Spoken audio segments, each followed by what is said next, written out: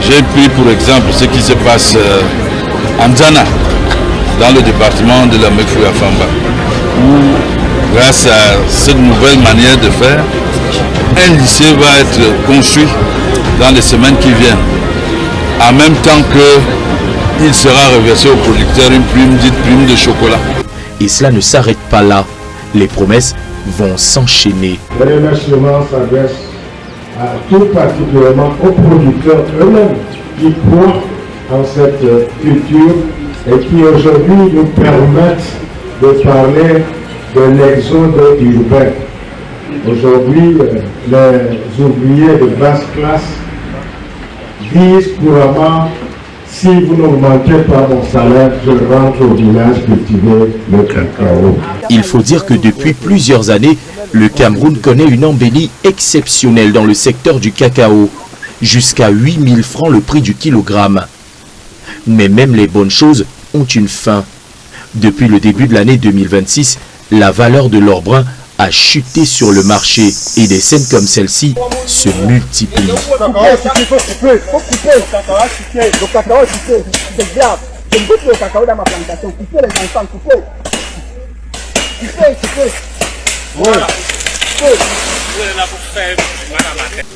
Résultat des courses, Roméo cède au découragement. Vraiment, si tu es découragé là, le mot est même petit.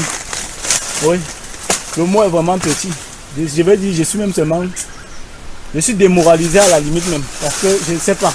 Et pour cause, de 8000 francs le kilogramme, le cacao a atteint la barre des 950 francs le kilo, mettant de nombreux cacaoculteurs sur la paille et à la merci de leurs créanciers. La fameuse histoire a tendance à se répéter, puisque mes parents m'avaient conté une histoire selon laquelle le café aussi a une instance de gloire, une époque de gloire, et qu'après ça a chuté complètement. Et ils sont entrés au champ, ils ont coupé bizarrement les cafés, se retournant vers le cacao. Donc je ne sais pas si c'est la même histoire qui veut se répéter. Je ne sais pas, parce que moi-même, je n'ai plus foi à la culture cacao. Je n'ai plus du tout foi à ça. Ce qui m'agace actuellement, ce sont des prêts que j'ai contractés et auprès des microfinances et des réunions. Roméo n'est pas le seul à avoir vu son destin basculer du fait de cette baisse. Le cacao nous a vraiment impacté à un niveau, on ne sait pas. On est comme ça, on vit un quotidien très bizarre maintenant là. Le champ qu'on louait à 100 000 s'est retrouvé au moins à 250 000 de location, 300 000.